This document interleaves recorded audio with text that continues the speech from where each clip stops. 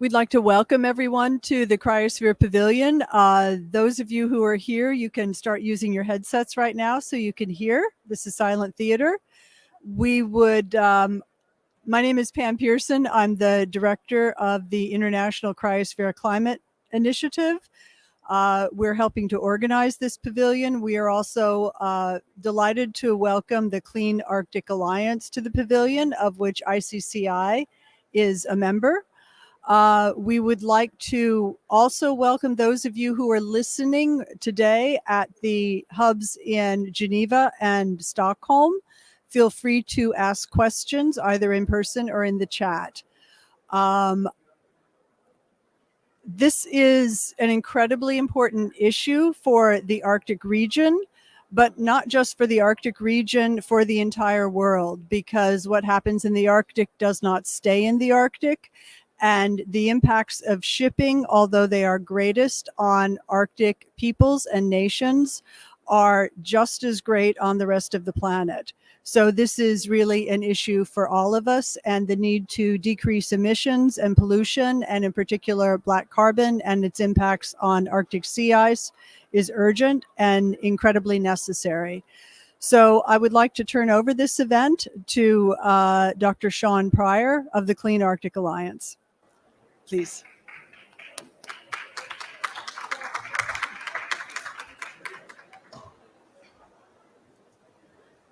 Thank you, Pam. Sorry, so many things to juggle here. Glasses, headphones. I'm told if I wear the headphones, they'll reverberate and give everyone feedback, so I'll try not to. First of all, thank you to everyone for attending this afternoon here in the Cryosphere Pavilion, but also those of you watching on live stream, wherever you are.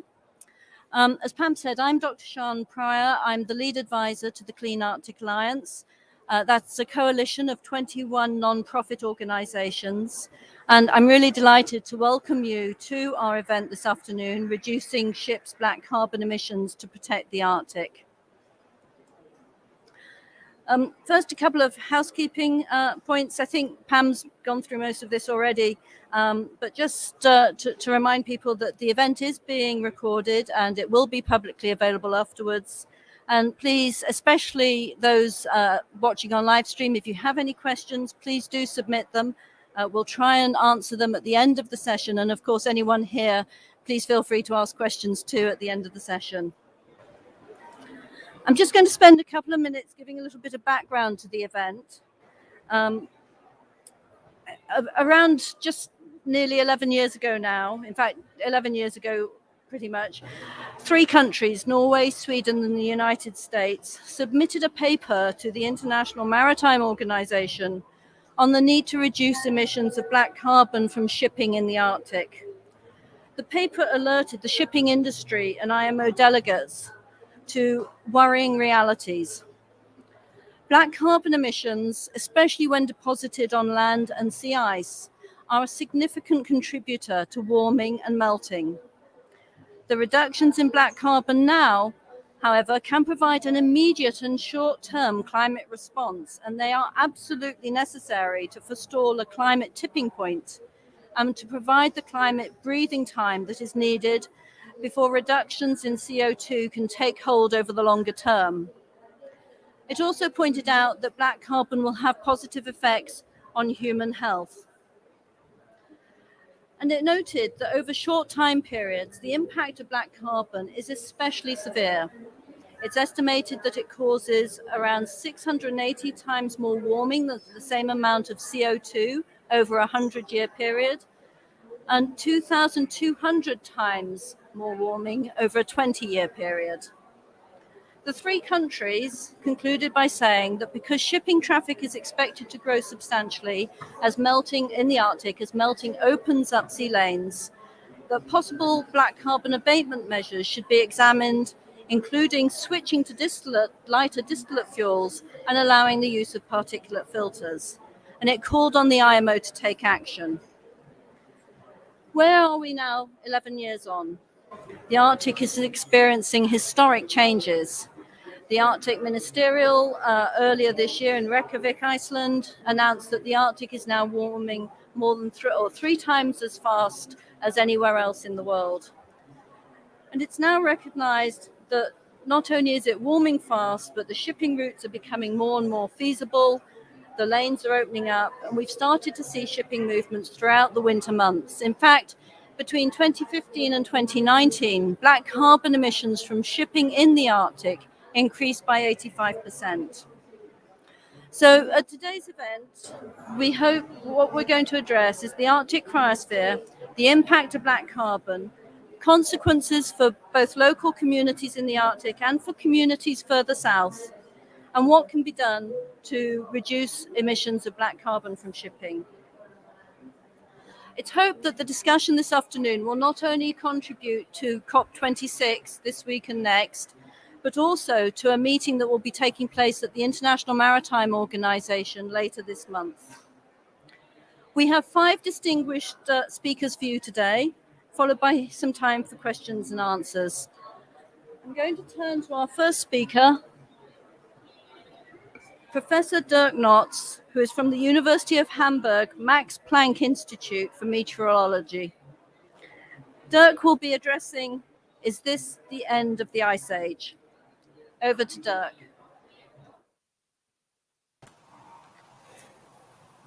Yes, thank you. Thank you very much, both Sean and both to all of you who are there on site or online. I can't really see you, but it's still good to know that you're out there. And what I would like to do over the next 10 minutes or so is to provide you with an update on where we stand regarding Arctic sea ice from the perspective of the most recent IPCC report, where I was a lead author on the chapter on ocean cryosphere and sea level. And just to remind you of the key finding of this report, and I'm sure you've all seen these graphs many times by now, but still to get the ball rolling, it is really clear that human influence has warmed the climate at a rate that is unprecedented in at least the last 2,000 years. And you see this very strong increase here in the warming rate of the past 150 years or so. And if we go to individual drivers of this warming, also from the most recent IPCC report, what is also clear is this quite important role of black carbon. So what is shown here on the left is the total observed warming over the period 1850 to 1900 relative to 2010, 2019. It's about 1.1 degrees warmer now than it used to be 150 years ago. If we take all the human drivers together, we get, as the best estimate, roughly the same amount of warming, which is this left red bar here. And this constitutes of about 1.5 degrees of warming from well-mixed greenhouse gases, which are partly compensated for by other human drivers, in particular aerosols. And if we go even further down and look in the individual drivers, we find that, of course, most of the warming comes from the well-mixed greenhouse gases, carbon dioxide and methane. But there's one over here, actually the 4th biggest driver of the warming, which is black carbon, which is what we're talking about today. And as Sean just outlined, it looks small here, but the important point about black carbon is that it can be reduced very, very rapidly, and that these reductions will have an almost immediate effect on the global warming that we are seeing. And this is really just to put the black carbon discussion into some perspective of the other drivers of climate change. But our actual topic today is the loss of the ice that we have observed. And I'm always stunned, really, if I look at the numbers of how much ice our planet has lost over the past 30 years or so. So what is shown here in these different colors is the evolution of ice mass on our planet since 1994, roughly until today. And what we find is that we've lost about 30,000 gigatons of ice, 30 trillion tons of ice since 1994. And only the ice loss from Greenland and the Antarctic ice sheets at the moment are more than, that should have said billion tons, billion tons here per year, whereas it used to be just 100 billion tons per year in the 1990s. And so it's a huge amount of ice that we're losing from these ice sheets, which then, of course, give rise to some substantial sea level rise, as is shown by these darkish colors here. However, what I would like to talk about today, when it comes to shipping in the Arctic, is the loss that we've seen in terms of Arctic sea ice, which is this darkish bluish area up here. We've really seen massive reductions over the past 30 years. And those become very, very obvious if we look down with a satellite on our planet. So this is how the Arctic Ocean looked like at the end of summer 1992. So in summary, you have this reduction in the Arctic sea ice area down to the levels you've found here when the Rio, the Earth Summit on Sustainability took place. And back then, at the end of summer, still the entire Arctic Ocean was covered in sea ice. So this is how the Arctic looked like 30 years ago when world leaders agreed that we will now all live sustainable and take care of our planet. Well, in what happened in reality, we all know. This is what was left in terms of Arctic sea ice in the year 2020, last year, at the end of summer. So in terms of area, the amount of ice that we've left here is about half of what it used to be 30 years ago. But these sea ice flows here on the Arctic Ocean are only about half as thick as they used to be. So in terms of overall volume, this is about a quarter of what we used to have about 30 years ago. And so the question, of course, then arises, will the Arctic, or when will the Arctic look like this in summer? Basically an ocean without any ice left. And the sobering finding of the IPCC report, and I'll come to that in just a moment, is that indeed we will most likely see such a largely ice-free Arctic, practically ice-free Arctic Ocean before 2050 in just about every emission scenario that we think is feasible, including the very lowest one. And we see that not quite as clearly what will happen by 2050 in all the scenarios from this graph here, which shows model simulations used in the last IPCC report for the different scenarios. I would like to turn your focus to these bold lines here. You can think of these as sort of how does the Arctic look like on average in different scenarios in a given summer. This is the amount of sea ice we have here on the y-axis in the Arctic. This is the time here. And what we find is that by the end of the century, in the three highest scenarios that the IPCC examined, the Arctic will basically be ice-free in every single summer. It's the normal state that the Arctic is practically ice-free, with a boundary for practically ice-free being denoted here as less than 1 million square kilometers of Arctic sea ice. So that is what we call practically ice-free for all purposes that we can reasonably think of. And only in the two lowest scenarios where we actually manage to keep global warming well below 2 degrees, the normal state of the Arctic Ocean will still be that it's ice covered, but it will nevertheless be ice-free, at least in some years. This is what we find from the IPCC, from the CMIP climate models. We find the same information if we look much simpler at observational records, where we primarily look at how much ice do we have in the Arctic as a function of how much CO2 we humans have emitted. If we plot these two data sets against each other, we find this very, very clear linear relationship with a slope of about 3 square meters of sea ice loss per ton of CO2 emissions, which basically allows everyone out there to calculate their own contribution to sea ice loss. So if you emit per year, say, 10 tons of CO2, you melt ice flows the size of 30 square meters somewhere in the Arctic. And because we know from climate model simulations and from theoretical understanding that this will continue to hold this linear relationship, this then allows us to calculate at which amount of CO2 emissions the Arctic will start to become ice-free in September. So what is shown here is cumulative anthropogenic CO2 emissions above present on this axis here. Here we have the month. And so you can basically think of every ton of CO2 moving this bar to the right here until eventually at about 500 gigatons of CO2 emissions above present, because this paper is 3 years old, we start to see the first ice-free month in the Arctic.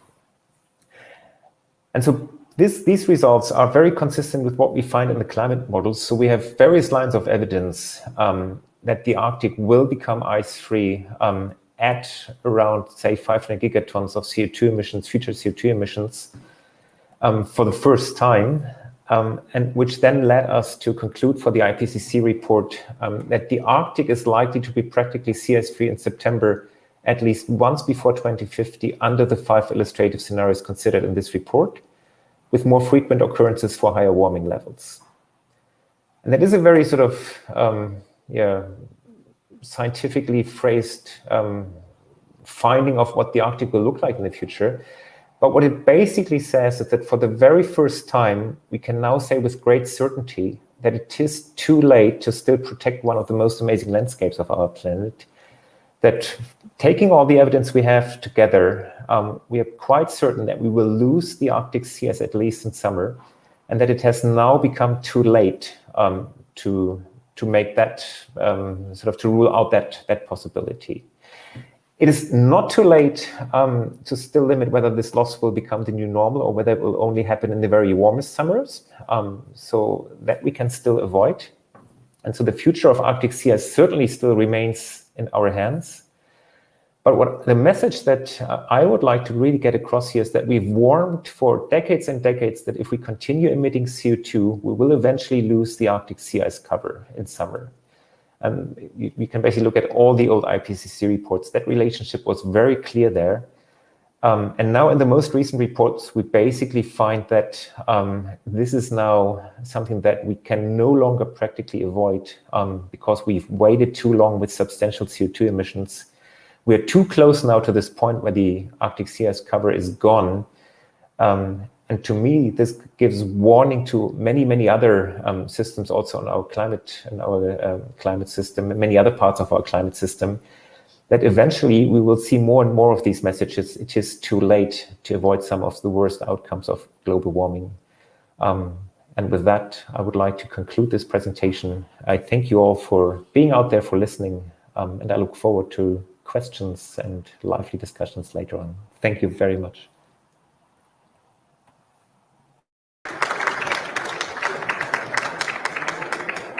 Thank you, Dirk. Our second speaker today is Lisa Koperqualuk, Vice President of International Affairs at the Inuit Circumpolar Council, Canada. Lisa's presentation is titled Black Carbon, Snow and Ice, Impacts in the Arctic and the Need for Global Partnerships. Over to you, Lisa.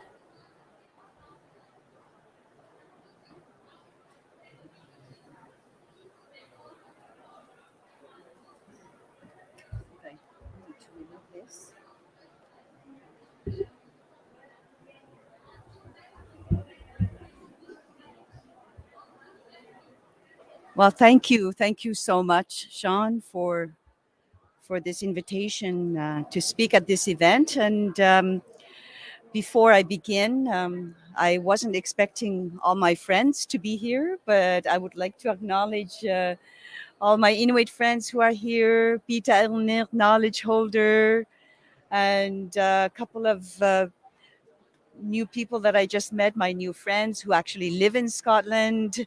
And Crystal, I believe I saw you. Yes, there you are. And thank you for being here and supporting me. But I would like to say that I'm really glad to be here to be able to talk to you about why it's so important that we talk about black carbon. I think we can take days and days and days to actually sit down together and talk about it.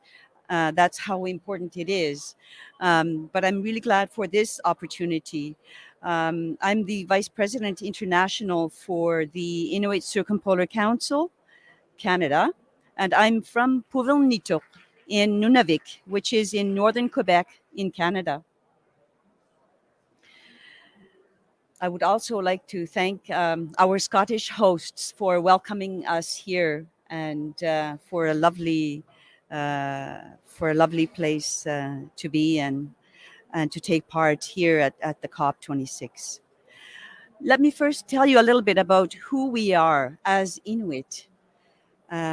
We are an international people with one language, one culture. Over 180,000 Inuit live in the Circumpolar region.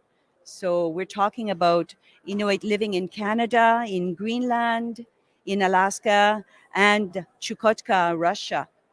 And we live in 4 different political realities with different jurisdictions and various types of rules that we all need to deal with differently. So these lands together form Inuit Nunat. That means our homeland, Inuit homeland. And so while the Inuit population is relatively small in the global sense, the Inuit geographic presence is very large. Inuit Nunat is actually the size, about larger than the size of the European Union. If Inuit Nunat was a country, it would be the 7th largest country in the globe, just behind Australia and ahead of India. The Inuit Circumpolar Council is the international body which represents Inuit from the Circumpolar region, and its mandate is to engage internationally on issues that are important to us. So, for example, language, education, health, wildlife management, marine mammals, the protection of the environment, and also ensuring that we participate in international fora such as this, the COP26. We hold our General Assembly every 4 years and discuss all the priority issues that we are facing. And we also celebrate our rich culture. The last General Assembly we had was in 2018 in Koperqualuk, which is also formerly known as Barrow in Alaska. There, Inuit leadership, elders, and youth discussed our priorities and came up with a declaration that provides us direction. So that declaration, the Koperqualuk Declaration, also included that we need to address the issue of black carbon. We are a marine people, and we depend on the sea ice and the coastline for food security, transportation, and for the continued development of our culture. You know, in the summer, this past summer, I just went to my hometown to spend some vacation time. Last year, I couldn't because of the pandemic. As you know, I couldn't travel. We were not allowed to travel to our region because there are small remote communities. But why did I want to be there so badly? Because I was craving something. I was craving to go out on the sea to eat our fresh Arctic char, freshly caught. We love our fish, our Arctic char, and our caribou, our marine mammals, beluga, fresh. So we absolutely miss it sometimes. So that's what happened this summer. I just went to spend some time with my family and to be out on the sea and camp in our ancestral lands, which are located on the Hudson Bay, the sea.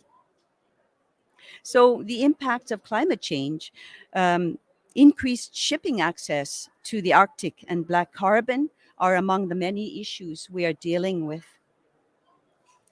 You know, life has changed a lot for us in our homeland, but we do continue to hunt and harvest and depend on the animals for food security.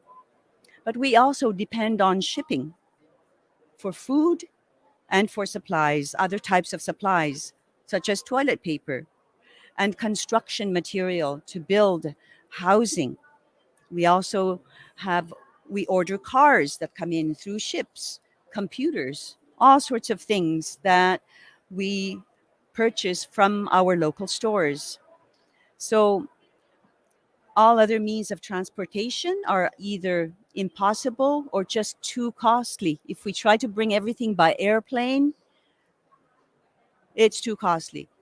By road, impossible because there are no road connections between our communities and the South.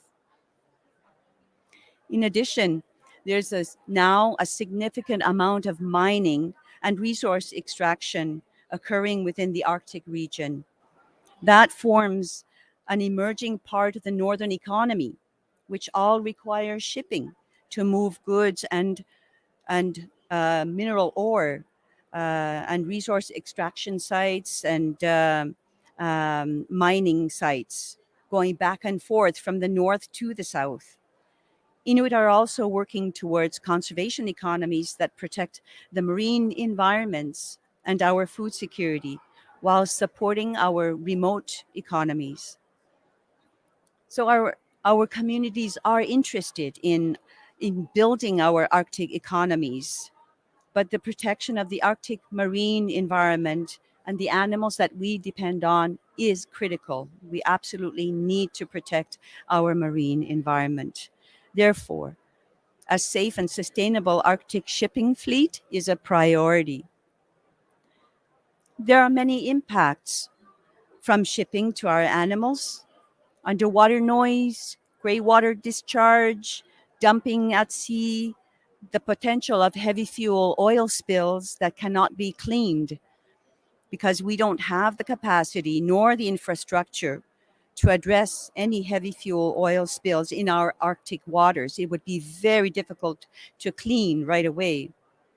And then there's ice breaking that, along with climate change, is creating safety issues for our hunters. But today I'm speaking specifically to black carbon from burning heavy fuel oil in the Arctic shipping fleet falling on the snow and ice. Once deposited, as we learned, on the snow and ice, the black carbon absorbs more sunlight, and this in turn increases snow and ice melt. It's a short-lived climate forcer. Black carbon in the Arctic comes from other sources as well. We depend on diesel-fueled generators in our remote communities to provide heating and electricity. And then there's municipal waste burning that happens. The burning of heavy fuel oil in shipping contributes up to 10% of global black carbon deposited in many coastal communities around the world. While Arctic shipping is currently a minor source of black carbon, it is projected to increase as shipping increases in the Arctic. And although we depend on shipping, the projected increase of shipping is really concerning us.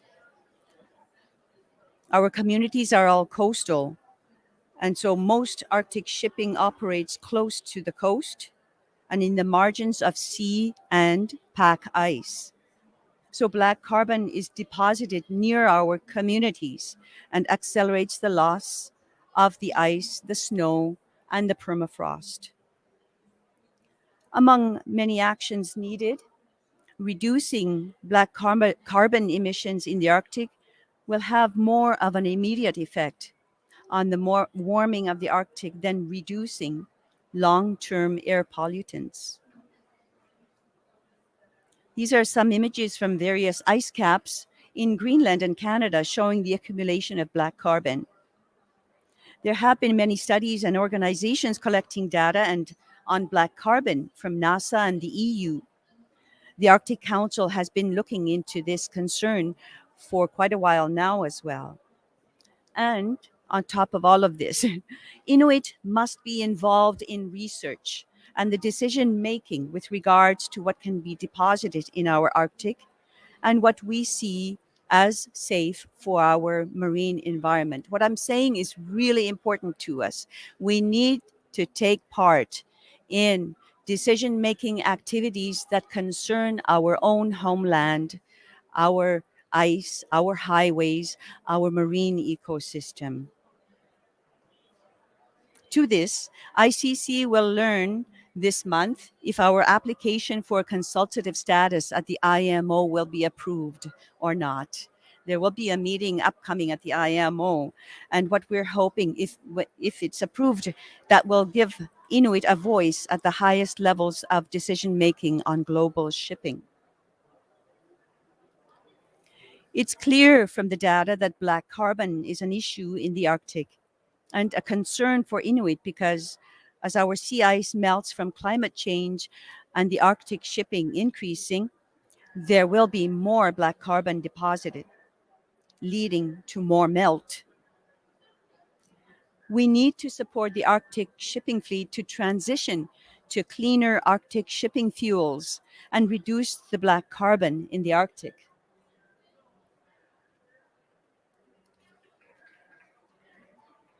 There are a number of policy tools that we bring up here that could be proposed to address black carbon emissions in the Arctic. One is fuel switching, which would mean for ships mandating fuel switching from HFO to distillate fuels while ships transit the Arctic region. This would reduce the climate forcing overall of black carbon. The second is emissions control areas in the Arctic. As ships are passing through the Arctic waters, they follow regulations to reduce their emissions. They have the capacity to do that. But when they pass through the Arctic waters, they still are not forced to do that. To reduce the emissions. The Arctic is not a control area, is what I'm saying. So what we're saying is that it needs to become an emissions reduction area. Another mitigation measure would be modern ship requirements. So old ships should not be allowed to be passing through Arctic waters. There's also just not any ship in question that should be passing through the Arctic waters. And in Inuit Nunangat, there may also be other tools we can resort to. For example, there will be more and more exploitation of mineral resources happening in the north. And in Canada, especially, we in Nunavut and Nunavik and in the Inuvialuit region and even in Labrador, we have impact and benefit agreements with large mining companies that may want to exploit in our lands. And I believe we can use that as an opportunity to say to mining companies, if you want to mine and exploit in our area, your ships must change their fuel transit into distillate fuels and not use heavy fuel oil in our waters. So that's another tool that I believe we could resort to. So I'm almost heading into my conclusion. And there are also partnerships and collaboration that we have done in the past at ICC. And there was one called Many Strong Voices, in which we did some projects with Pacific communities. So highlighting the similarities and climate impacts. And we would like to reinvigorate these types of collaborations with communities in the South and in the North, because even though our realities are very different, I think mitigating climate change, ensuring that the impacts are much, much reduced, help protect both environments in the Pacific and in the Arctic, the coral and the ice, for example. So those are important collaborations. There are a few references that if you want, we can share with you. And heading into my last points, we have a direct and strong interest in Arctic shipping, and we'll continue to work with industry and regulators to ensure safe Arctic shipping protocols, mitigating the threats of spills and black carbon pollution, and ensuring that our Arctic communities and ecosystems are healthy. As a last point, what I would like to say as a main message is that It all relates to our well-being, our mental health, our food security, and all of these relate to our indigenous rights, which are clearly outlined in the United Nations Declaration on the Rights of Indigenous People. So this is something that we really must keep in mind when we talk about finding ways to take action on reducing climate change, ensuring that the increase of temperature is controlled and does not go above 1.5 degrees. We depend on the ice. It is our highway. And so let's always turn back into indigenous rights. The Arctic is our homeland, and we want to ensure that it remains pristine, pure, so that we may remain in it. It is a place that we love, that it is a place that we want to protect. So I thank you for listening to me and for this opportunity to have said our piece at ICC. Nakormi Marelo.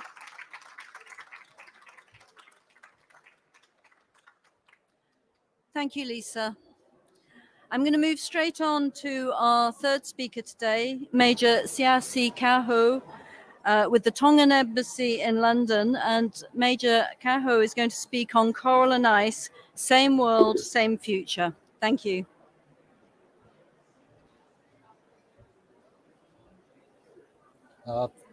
Thank you, Sian, for that introduction.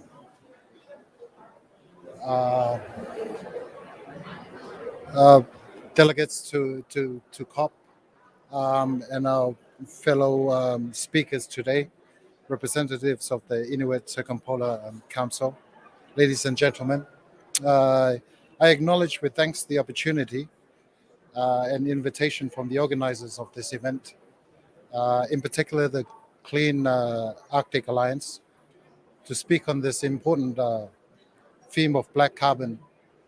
I would like to take a few moments to talk to you about coral and ice. I bring warm greetings from the Kingdom of Tonga, and to provide a geographical picture, my country is located in the middle of the Pacific Ocean. It's made up of coral atolls with some 165 islands, of which 36 are inhabited. But it's spread out over an area of over 650,000 square kilometers. That is where I call home. I also bring greetings from 4 other Pacific islands, namely the Republic of the Marshall Islands, Tuvalu, Kiribati, and the Solomon Islands. Together we form an informal bloc of collective sovereignties within the International Maritime Organization, with a common focus of getting the shipping sector to reach 0% gashouse emissions by 2050 at the latest.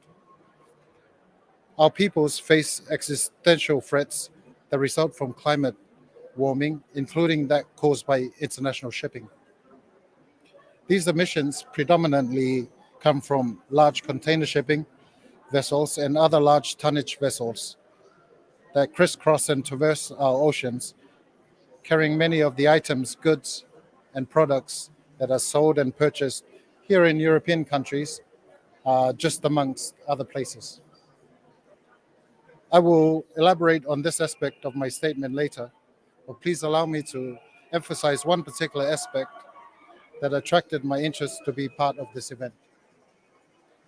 It is the cultural similarities that our people have in ecosystems that on the surface seem so far apart, and yet in essence have a set of characteristic traits that are quite similar. About coral and ice.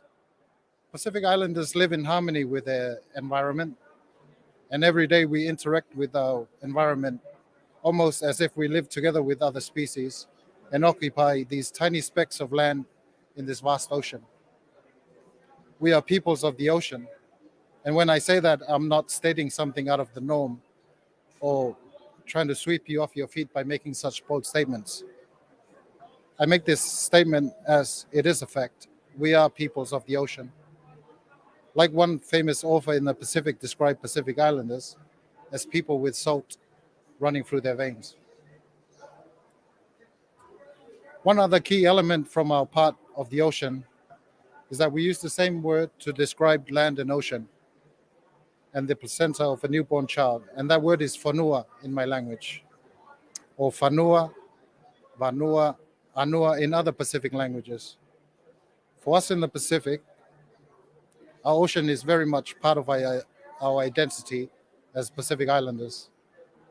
Coral for us therefore represents the base element of our character as Pacific Islanders. Hence, for us in the Pacific Ocean, when our coral reefs begin to bleach and die from increasing acidity and warm temperatures, much like the communities in the Arctic suffering from disappearing ice, we feel like a part of us has died or disappeared.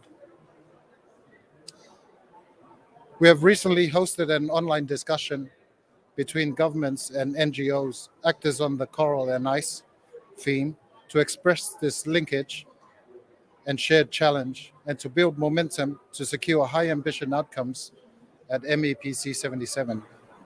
And we are grateful to be invited onto this panel to reiterate and build on the event and our friendship with the Arctic, the Inuit Circumpolar Council, and the Clean Arctic Alliance. Ladies and gentlemen, time is not our friend, and we knew this before the IPCC published this AR6 report earlier this year. But with every passing IPCC report, the evidence only becomes more conclusive about how little time we have to act. This most recent work shows how we have at most 18 years before we exceed a critical threshold and guardrail for both Arctic and Pacific communities, the average temperature exceeding 1.5 degrees above pre-industrial temperatures. This is why we strongly believe that we need to look not just at the well-known causes of climate warming, CO2 emissions, but every emission species that is responsible for climate warming and that needs to be managed. Black carbon, as estimated in the IMO's own fourth GHG study published in 2020, is indisputably a significant source of climate warming. In 2018, it is estimated to make up nearly 7% of shipping's total global warming potential. In 2018, it was 14 times more important to the 100-year global warming potential than methane, another important but as yet unregulated source of climate warming emitted by international shipping. But despite the fourth IMO GHG study finally recognizing the importance of black carbon, the regulation of black carbon at the IMO has been slowed down by process. We are therefore grateful to the leadership on this issue by the Arctic communities and the Clean Arctic Alliance, and strongly support the proposal of a resolution for voluntary action that can reduce its emission to help slow the climate warming impacts. But this must be just the first step to address the issue. Our preservation of coral and ice and the survival of our peoples and cultures needs more than voluntary action. To achieve this, we see strong potential for us to build stringent policies that can regulate fossil fuels, GHG emissions, and pollutants. This is why Tonga is also supporting a second resolution at IMO MEPC 77, led by Kiribati, a commitment by IMO to reach zero GHG emissions by 2050. And it is why Tonga is strongly engaged in the efforts to secure the adoption and ambitious GHG controlling policies measures at the IMO. We are working with our colleagues in the Marshall Islands and the Solomon Islands, who have proposed a levy to be placed on GHG emissions from international shipping. As the discussion progresses to the detailed design of that levy, we believe the levy and associated further policy measures need to be regulating all GHG and climate warming emission species to ensure we bring the regulation of black carbon into action taken by the IMO. The levy is a win-win policy solution and the only policy option under consideration at the recent IMO intersessional meeting on midterm policy that is both ambitious and equitable. The policy puts a price on GHG emissions, driving investment from fossil fuel production and use and towards shipping's future scalable zero emissions fuel, at the same time as disincentivizing the use of fossil fuel. The levy raises revenues which can be used both in sector to accelerate early adoption of the necessary long-run technology and new fuels that can control black carbon and all GHG emissions, as well as to support governments, especially those of SIDS and LDCs, in more general mitigation and adaptation efforts. Tonga is dedicated to working at the IMO to find multilateral consensus and wide buy-in to equitable solutions for its shared problems.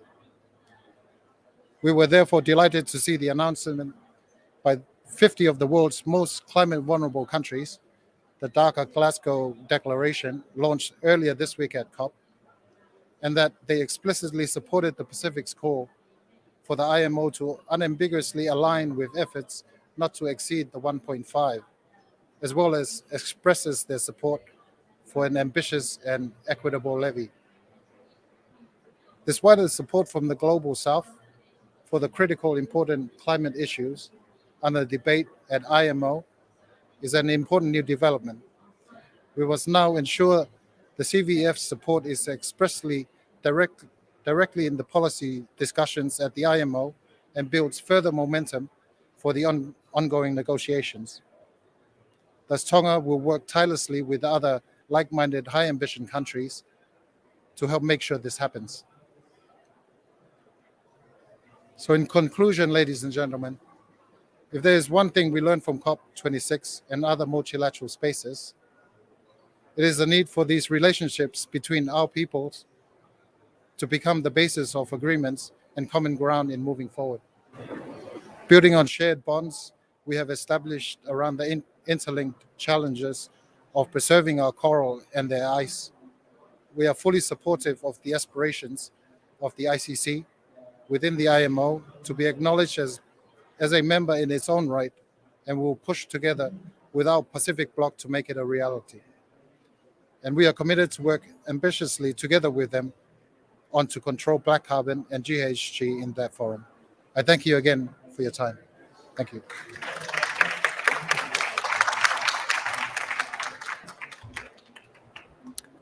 Thank you. Thank you, Major. Wow, 18 years. It's not very long, is it? And that doesn't mean 18 years to wait. That's 18 years in which we need action to make sure that we don't exceed 1.5. For anyone born this year, that's their childhood. That's how long it is. Our fourth speaker today is Dr. Richard Hixson, consultant in critical care and co-founder of NHS Ocean.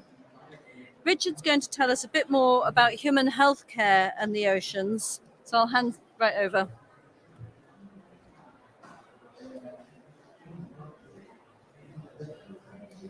Thank you, Sian, and thanks very much for the invite to speak today.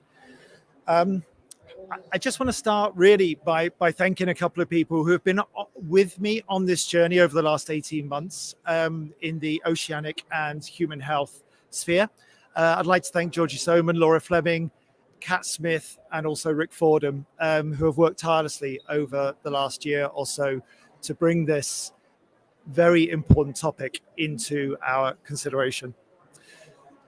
I'd also like to thank, if my family are actually dialing in, to thank them also, because they've actually put up with my absence for the last years I've been working in this area. I'm a critical care consultant, so basically it's been a kind of busy year in the middle of a global pandemic, and this has added to that workload, and they've been incredibly tolerant.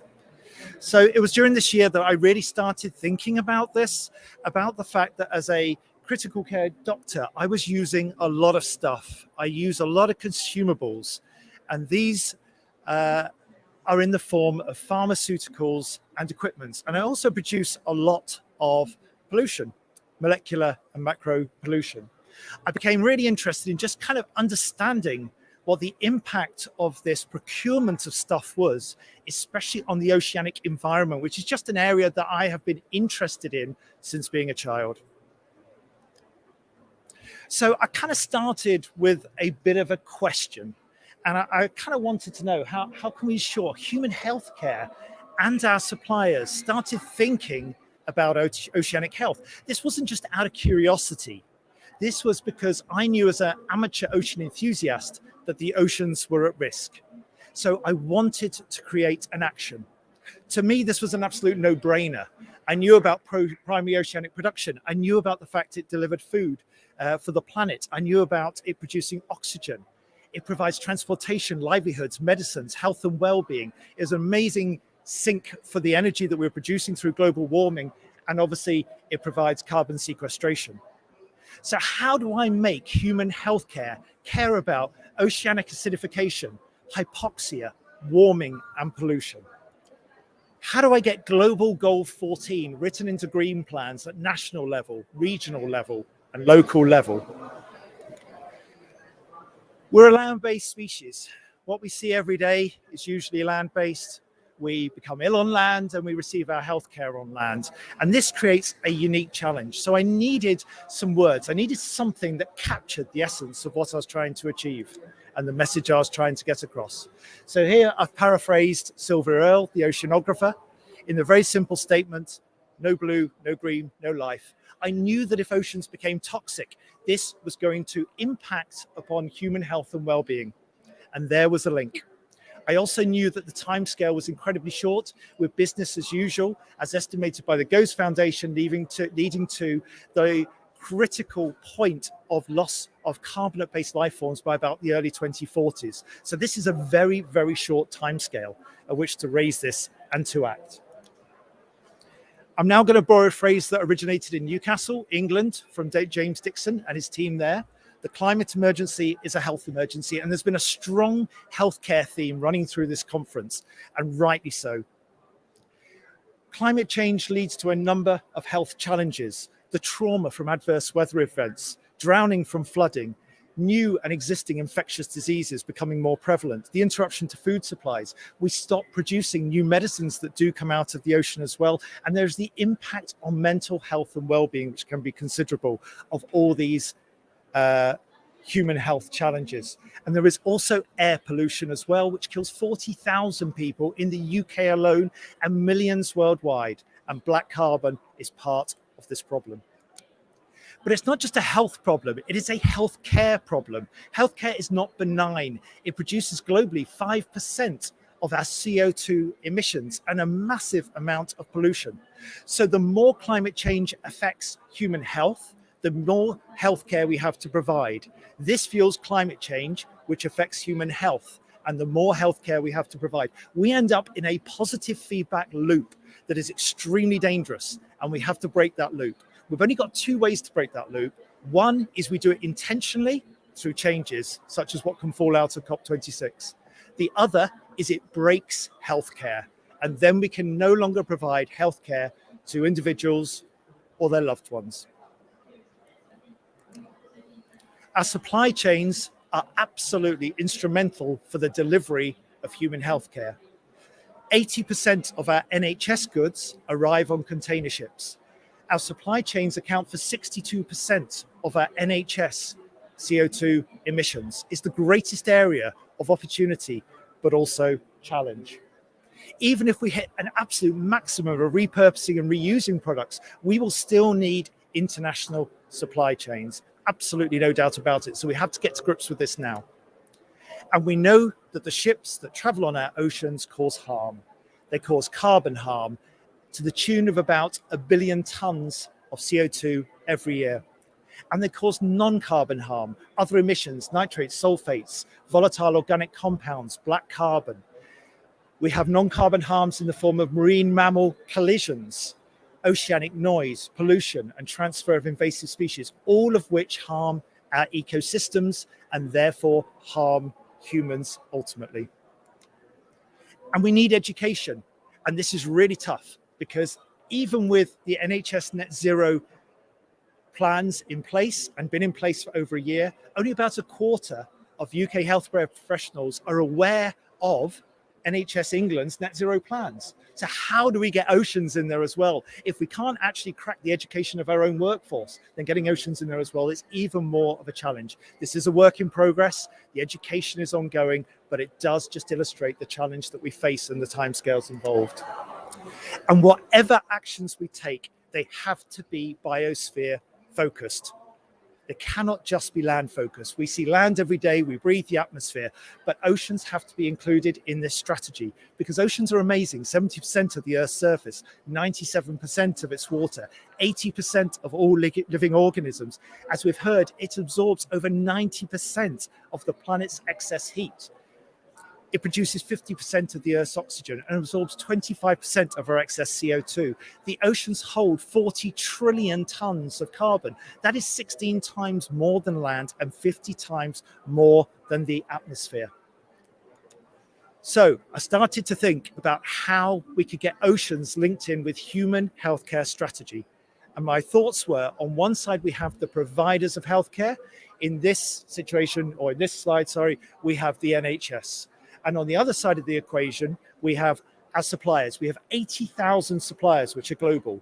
This is Fisher & Paykel in New Zealand. I picked it because it's the furthest away, but also because they are one of the real early adopters of sustainable supply chain practices. In the middle of this, we have the container shipping industry, and these obviously sail on our seas and impact, as I've described. These are the lifeblood of human healthcare.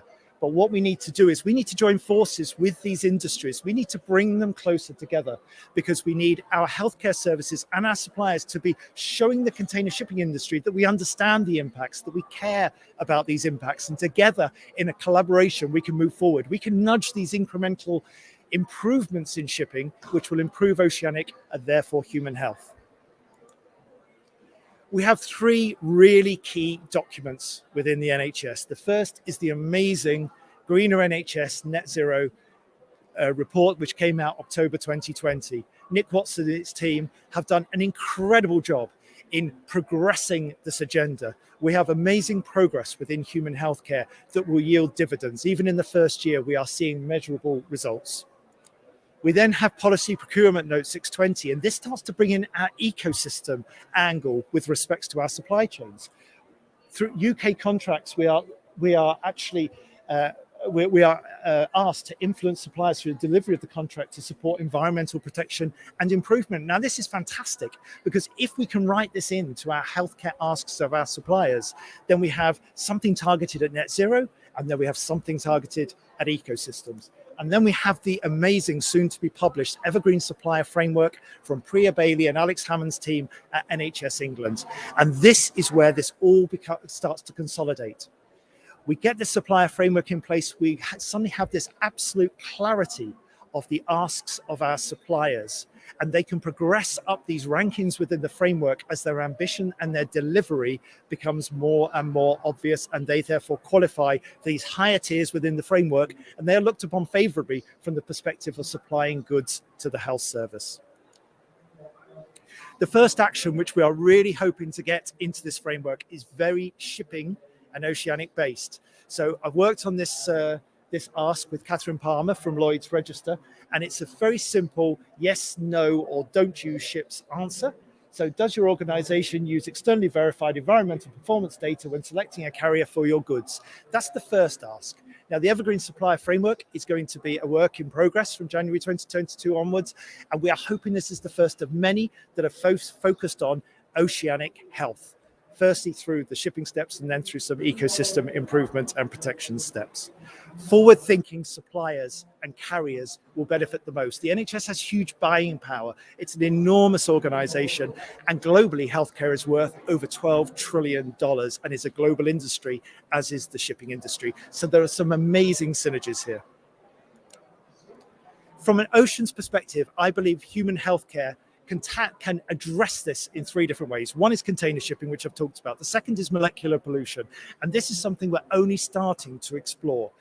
The presence of forever chemicals, pharmaceuticals, and pharmaceutical metabolites and microplastics in our oceanic ecosystem harms the ecosystem. And this is really important to recognize and to actually study further and to come up with some mitigation strategies. Because if we harm these ecosystems, it's not just damaging to the biosphere itself, but it actually reduces the ability of these ecosystems to sequester carbon. And if that's the case, what we may find is we focus on net zero, but because our natural processes become destroyed within this period, that actually the finish line just disappears over the horizon, however close we get to it. So molecular pollution is extremely important to bring into our thought processes. We also need to re-examine how, as humans, we relate to the ocean, how we understand the co-benefits of humans respecting the ocean, not just for oceanic benefits, but in order to improve human health and well-being. We are here to advocate for the oceans in human healthcare strategy. We're here to give oceans a voice at national and international level from a human healthcare perspective. We want to educate and communicate, and that is what we have been doing tirelessly for the last year. And we want to form a collaboration across this supplier, provider, carrier axis, all working together for the benefit of the supply chains, human health, and the planet as a whole. Thank you for your time.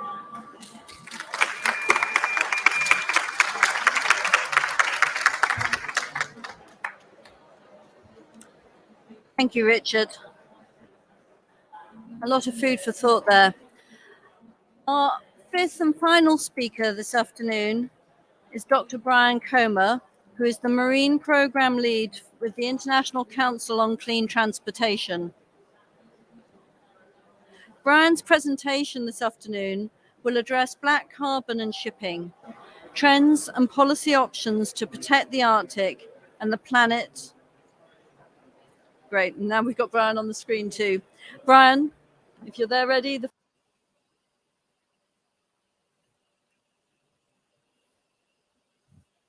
Thank you, Sean.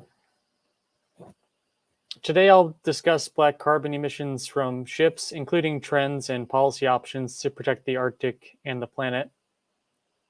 I'll begin by explaining recent trends in black carbon emissions from ships in the Arctic and globally. I'll then describe the impact of IMO's Arctic heavy fuel oil ban on black carbon emissions. I'll describe the emissions reduction potential of switching from residual fuels to distillate fuels, like and I will explain the additional benefits of switching to distillates and end with some conclusions. Black carbon is not only a climate pollutant, but as we just heard from Richard, it's also a health hazard. The solid particles that ships emit, which includes black carbon, are estimated to cause more than 6,000 premature deaths in the Arctic front, which is the area above 40 degrees north latitude each year. The ICCT estimates that ships emitted 1,450 tons of black carbon above 59 degrees north latitude in 2015, and about 200 of that was emitted inside of what the IMO defines as the Arctic, which is shown in the dark blue outline on the map. Unfortunately, black carbon emissions have increased in recent years. The left panel shows how much black carbon was emitted just within the IMO's definition of the Arctic and just from heavy fuel oil fueled ships. And it shows a 72% increase between 2015 and 2019. The middle panel shows black carbon emitted from all fuels by ships in the Arctic, including those that are running on heavy fuel oil and distillate. And it shows that total black carbon emissions in the Arctic grew 85% between 2015 and 2019, as Sean mentioned at the opening of this event. And we can compare that to the global increase in black carbon emissions from ships on the right-hand side, which was just 8%, an important increase. But as we can see in the Arctic, emissions from ships of black carbon have increased 10 times faster than the rest of the world. You may have heard that the IMO is banning heavy fuel oil in the Arctic, and in theory, this should reduce emissions because using distillate fuels results in fewer black carbon emissions than using heavy fuel oil. But the ban, which begins 3 years from now, only applies in the IMO's definition of the Arctic. And ships built after August 2010 are exempt for 5 years after that. And Russia, the United States, Canada, Norway, and Denmark are all allowed to grant 5-year waivers to their ships in their waters. And so this means that the Arctic heavy fuel oil ban that IMO agreed to won't really come into full effect until the middle of 2029. This slide shows a map of 2019 Arctic heavy fuel oil use on the left, and on the right it shows how much heavy fuel oil would remain under the ban if it had been implemented back in 2019.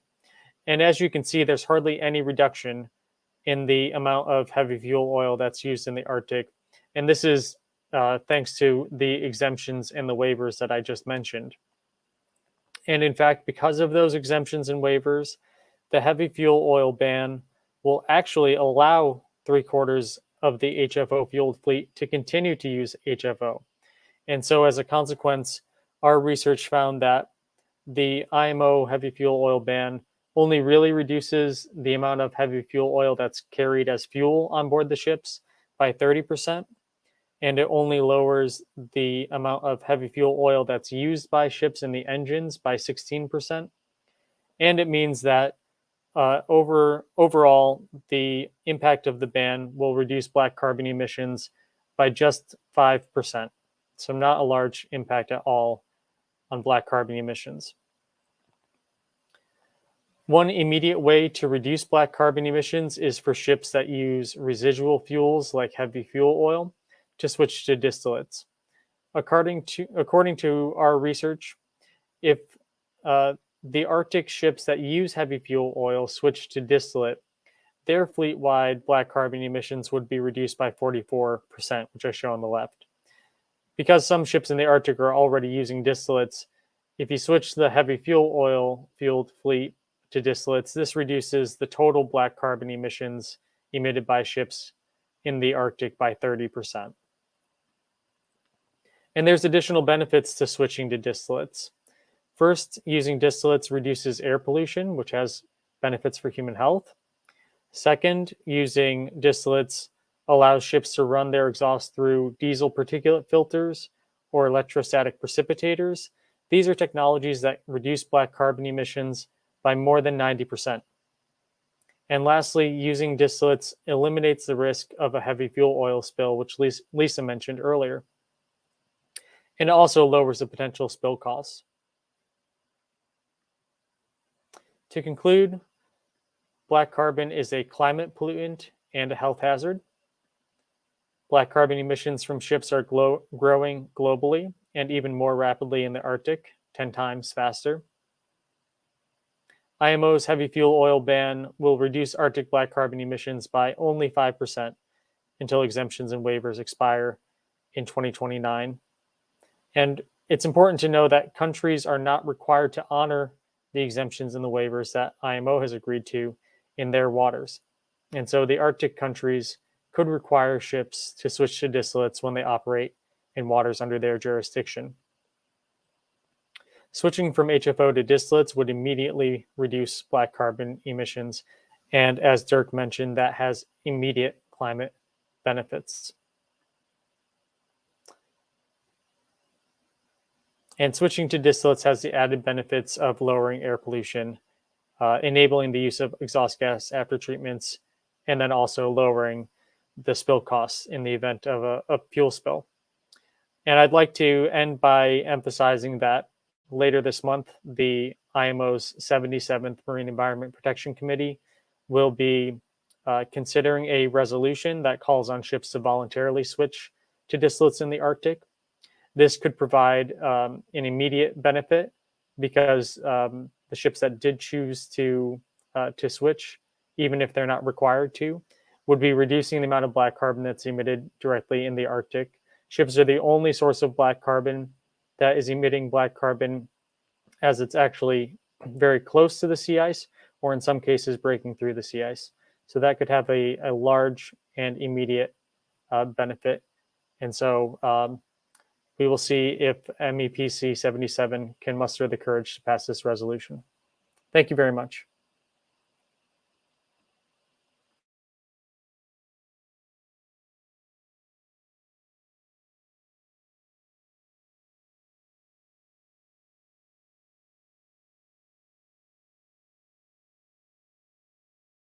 Be done in 5 years' time or 10 years' time. It could be done immediately by simply switching fuels, making a different choice in terms of your fuels. What also horrifies me is that what we're asking is for ships or the shipping industry to move to something that we're trying to move away from when we talk about land-based transport, because it's still not great.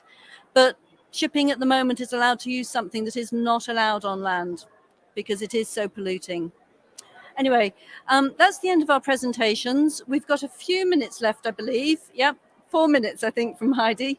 Are there any questions? And do we have any questions come through on the live stream? Nope. Are there any questions anyone would like to ask? If you can direct a question to somebody, please do. I have a very basic question. So has a railway transport been ever considered? And what are the drawbacks? And assume the engineering could be accomplished. Sorry, so the question is, could you just repeat the question? Yeah, has railway transportation, just a railroad, has it been considered as a form of clean transportation? As an alternative to shipping? Yes. I'm not in a position to answer that. Does anybody have an answer?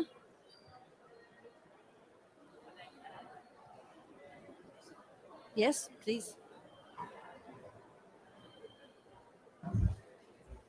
Yeah, sorry, I don't know a lot about it, but I know that in Canada there was a consideration to add railroad through Churchill, Manitoba. It was an old railroad system already, but they wanted to redevelop it, but only to add it into an existing maritime transport system. Yeah, that's the only thing I know. Perhaps someone else can pitch in about that.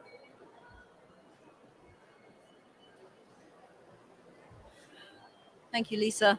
I don't have a full answer, and I'm sure we can come back to you. I know that railway systems are being considered alongside shipping. Excellent. Bryan, do you have? Thank you. Thanks, Sean. I also just wanted to point out that in the Arctic, a lot of the shipping activity is associated with oil and gas development and mining. And so if they're extracting the oil and gas and trying to transport it, there's economies of scale with the large ships that are being used. And so the consequence is not only environmental, but also logistical and also economic. And of course, we also have a large amount of fishing activity in the Arctic. And so those ships would be catching the fish and then transporting them. So they'd be burning fuel while they're doing that. Although most of the fishing fleet is actually already operating on distillate fuels. It's really the oil tankers, the bulk carriers, and the general cargo ships that need to be converted from heavy fuel oil to distillates. And coincidentally, those are the ship types that benefit the most from the exemptions and waivers. So I think in terms of the answers that railway needs to be considered as part of the solution, but it's not ever going to be the whole solution, certainly. Do you want to?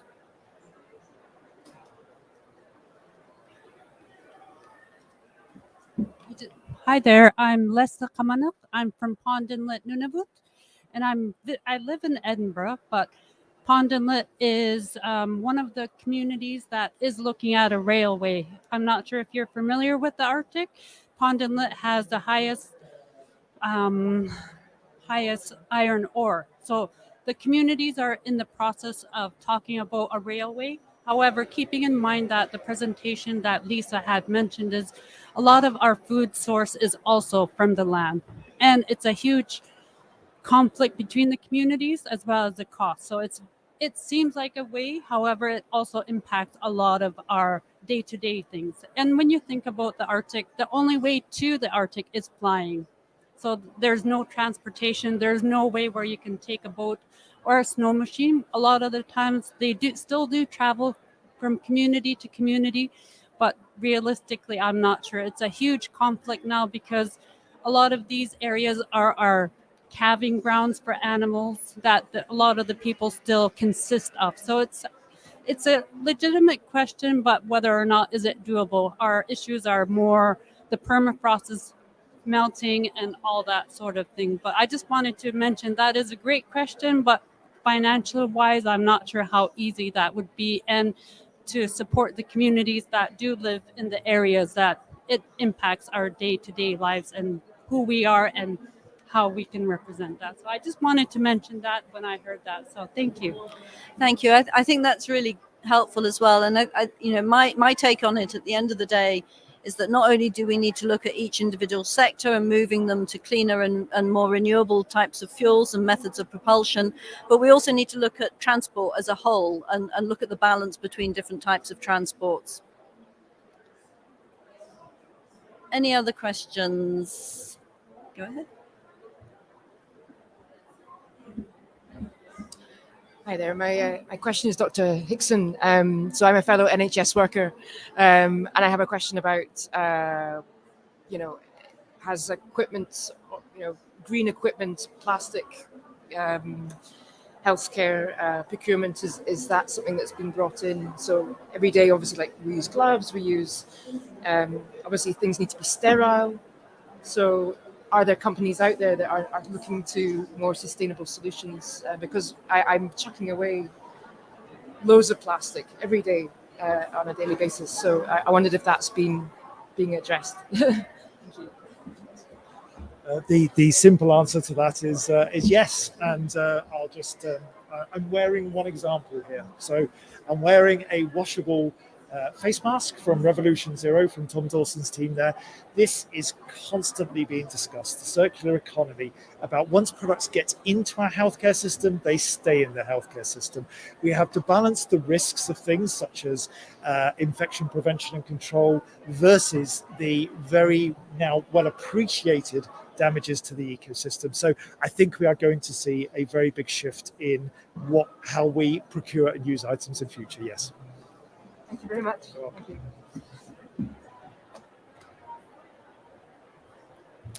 Thank you.